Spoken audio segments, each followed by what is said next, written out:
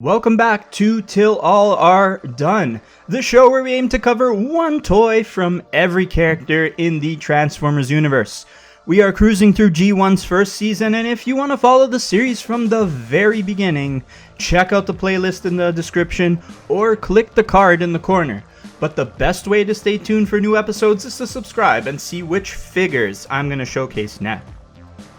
Two of the most iconic Autobots have already been covered, but there are plenty of fan favorites still, especially debuting in More Than Meets the Eye Part 1.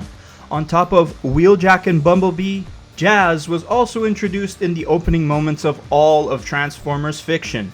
For me, Jazz really wasn't a prominent character in the media I was consuming as a kid, so recently watching the G1 cartoon finally gave me my first real interaction with the character. The show did a great job getting me to jive with the character, so I immediately wanted a Jazz toy for my collection based on his Sunbow design. There's a lot of Chug Jazz figures to choose from, but the Studio Series 86 movie deluxe class Jazz was the closest I've seen to absolute spot on accuracy. Not knowing much about the figure, I decided to track one down despite how hard it was to find. But luck brought it to my collection, and for a good price too, and this isn't even the reissue, it's the original run. So with it in my hands and the ability to play and transform it as much as I want, I'm reminded that not every Transformer figure you collect is going to live up to your expectations. The Transformers! We'll start in the robot mode, and the great thing about Studio Series figures is that they are hell-bent on making the toy look like the movie version, sometimes to the detriment of other aspects of the toys. But this is G1 cartoon Jazz in toy form to an extreme degree, without delving into masterpiece territory, which I think Jazz doesn't have one, funny enough. What are they waiting for? The head is identical to the Sunbow design with the cool shades for the eyes. I need me a pair of these Jazz/Squirtle Squad ass glasses for my life. The head and the face sculpt are on point, and so is the body. You get the front of the Porsche or the torso, and it clips onto this nice silver ABS piece here. I will speak more about the backpack and why it's a major problem for this toy later, but it does look pretty clean, all things considered. It's very unassuming, which is a good thing. I like the way it just folds up and almost disappears and gives that overall look in the robot mode very well. The arms are also very clean thanks to a neat transformation trick that hides the wheels inside the shoulders. There are gaps where the wrists fold out, which is a bummer, but not as big a deal. I love the look and function of the legs and feet as they use the alt mode spoiler to act as the heels for the feet. And the shins look very nice with these silver panels with a ton of detailing. The detailing in general is nice, with lots of lines running back to front and side to side, plus the rotating back rims are nice to have so you can get them in the correct positions for posing. They really went all out when it comes to cartoon accuracy. There are some gaps on the back of the lower legs, but they are small and not really a big deal. Sure, there's gaps on the figure, but there's way worse things out there if you look hard enough. 86 Jazz comes with a photon rifle weapon that he can hold in either hand, and again, it's pretty accurate. For better or for worse though, as it's only one color, like it is in the show actually. It's not really going above and beyond, but it's got two pegs on the top of the gun for some reason, when this toy doesn't have any extra peg ports to make use of them. I really don't know what to make of it. It's quite perplexing. But if you want to store it on the backpack, you can. It's out of sight, and I will always appreciate that. But this robot mode looks sleek as hell, and it's the perfect representation of Jazz. Now, Jazz is actually in the 86 movie proper, as he doesn't die like everyone else in Autobot City, and even cheats death by escaping the bowels of Unicron. I say that because some of these 86 figures that have been released kind of feel like they don't need them, and it's just a chance to repaint an older mold. Or desecrate an older mold with these buzzworthy dead versions. This Jazz mold was made from scratch, but they also made a ton of repaints and retools of it later. Well, one of them ended up being a repainted Jazz figure that was featured in the Autobots Stand United 5-pack with the other members of the Backstreet Bots, and it had a slightly different paint application and changes to the backpack / windshield on the alt mode. It won't become apparent yet, but I will let you know why this version is better as we continue on with this review. There's a very big thing we have to discuss. So onward into the articulation. If you can get the panel the head is attached to stop moving, you can articulate the head to nod, tilt, and even spin 360 degrees because it's ball jointed. Arms are better as they can rotate 360 degrees at the shoulder. They're also hinge jointed so they can fully extend outwards. We got bicep swivels, 90-degree elbows, and a bit of inward wrist articulation because of the transformation, but no wrist rotation. Legs are hinged, which is great, and you can get those legs pointed in any direction you like. Unfortunately, leg swivel is only limited to 90 degrees because of how the legs work. Knee articulation is a bit messy as you have to tab the legs into the shins to form the legs, and it's not a very strong connection. However, the legs do fold into some odd and unnatural shapes, making variations of deep knee bends. Maybe that's a bonus? I would say the leg articulation is above average thanks to this, but it's weird. Lastly, ankles tilt inward, so that's good for posing. The toy is just filled with these weird quirks that sometimes work in your favor and sometimes they don't. I really can't tell if it's like this for budget's sake or if the designers really wanted to test some waters. Moving on to the transformation now, this is the part where I fear for the very life of my Jazz figure. I'm never transforming this thing again, and if I need a Jazz figure to cameo in other episodes, I'll use a different toy. I'd rather spend money and buy another Jazz than take this one off the shelf and transform it. Everything is fine while you are transforming the arms and legs, getting them into position. I like the way the legs collapse and fold into the bumper, and it doesn't feel like I'm trying to shove them into the body and they are not cooperating. Even the arms rotate in on the shoulders and out comes the wheels in its place. Pretty good stuff so far, pretty masterful actually. But we get to the point of the transformation where now we have to lock everything in, and I cringe and wince as I fold out the backpack panel by panel.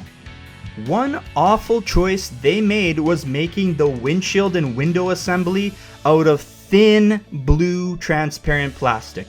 Now I am probably in the minority of collectors, but I prefer transparent plastic on my toys as opposed to that fake looking windshield or the cartoon animation windshields. Miss me with those. I don't like the way they look and I prefer the glass any day. The problem I always run into is the quality and the grade of the plastic, and it varies so damn much, and in recent memory, Hasbro Takara have screwed this up many times. Case in point, this Jazz toy. When you fold out the doors, hidden in the backpack, these thin plastic pieces barely pass over each other, rotating on transparent plastic hinges. I'm just putting a little bit of force into this, and dreadfully I can feel the plastic flexing right in my hands. Even worse is this white piece of plastic that helps you fold and connect the lower half of the back windshield to the rest of the assembly. Clipping all these pieces of plastic together sounds like scratching on the chalkboard, and combined with the fact that you have blue plastic tabs that have to tab in and hold the figure together, this whole design is awful.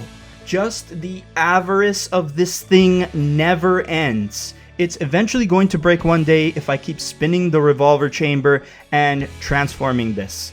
I believe it. Just this thing in my hands feels like it's a time bomb waiting to go off. At this point, my nerves are shot. And now we are in the alt mode, and if it didn't look this good, I would feel like the whole process wasn't worth it. You get a pretty accurate G1/movie version of the Porsche 935 race car without pissing off Porsche's legal team, of course. It's not one-to-one with the show model, but it is closer than any toy has ever gotten. It's painted and decoed very nicely with the right amount of powder red and blue streaks and highlights. The lights and the grille on the front are painted, and the blue stripe running from the tip of the hood to the top of the car looks great.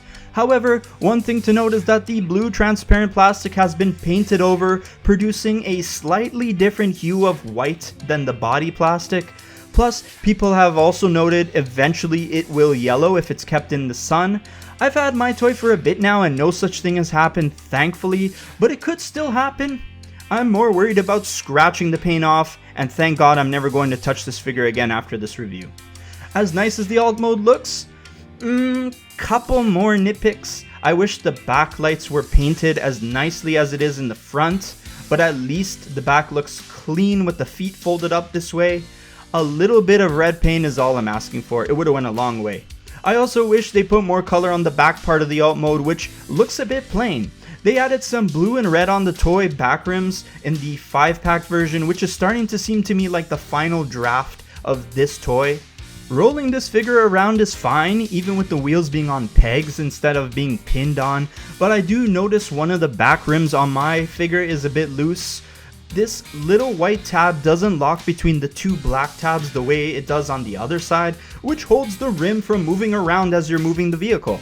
Another small QC issue, but now you're starting to see the 1,000 cuts that makes up the death of this toy. Finally, the littlest of nitpicks for this last point, but I noticed it and it bugs me. There is this half-ass paint job on the back black plastic beside the rim. The designers probably saw the black sticks out too much and they said paint it, but doing that produces another different hue of white and I can see the black peeling out. It's such a small, insignificant part of the alt mode, but I saw it, it just bugs me because it looks really shoddy, like they tried to hide it. So even the alt mode has some weird quirks to it, but again, if you choose to pose your Jazz in alt mode, it looks great. Amongst his SS86 line mates, the toy is going to scale perfectly, and he looks like he belongs with the other guys. Heck, even if you mix and match figures from the War for Cybertron trilogy and Legacy lines, it's going to look good regardless, because those toys are aiming for a modified G1 accuracy as well. In short, this Jazz looks good on display and it's very faithful, but I have many issues with the toy. I really wish I got the Autobot Stand United version because my score would be much better, but instead I'm giving this SS86 Jazz a 2.5 out of 5 stars. I was thinking about going lower, but I think the toy nails the look in both modes just too well to be that mean. It really does look like the G1 Sunbow Jazz we want, plus his articulation is really good, so these aspects have saved the toy from being unredeemable. However, odd design choices, QC issues, and transparent plastic just make this thing a ticking time bomb, ready to self-destruct, and that holds the toy back. I can imagine a child getting this figure and trying to play with this in good faith by clashing toys or transforming it over and over again. This thing is fucked. The back windshield is going to snap one day. I am a lover and an apologist for transparent plastic, but I can't defend this. My client is guilty, Your Honor. I'm seeing this problem with a lot of Studio Series toys where QC is all over the place, and it's gonna be a problem I bring up a few times in later episodes of this very series. I don't know if the problems extend to its repaint, but if the opportunity presents itself, get that one from the multi-pack. Don't buy the whole 5-pack if you don't want to, but try to get that version of this toy. I know it's easier said than done. Unless you get this one for cheap and you never plan on taking it out of display, sadly I can't recommend this Studio Series 86 version. Sorry SS86 Jazz, but there is still room in my collection for my definitive Earth Mode Jazz figure. That's it for this episode, and I wish I could have been a little more optimistic about the toy, but not every Transformer you collect is going to be a home run. The Jazz I originally collected first and was gonna go with would have been worse. I would have gave that thing a shellacking. Let me know down in the comment section which Jazz I should add to my collection, and I might make a separate review covering it. So subscribing and hitting the notification bell is the best way to keep up with what's going on with the channel, especially for our next Decepticon. Until then, thanks for stopping by the JR Magnus channel, and peace out.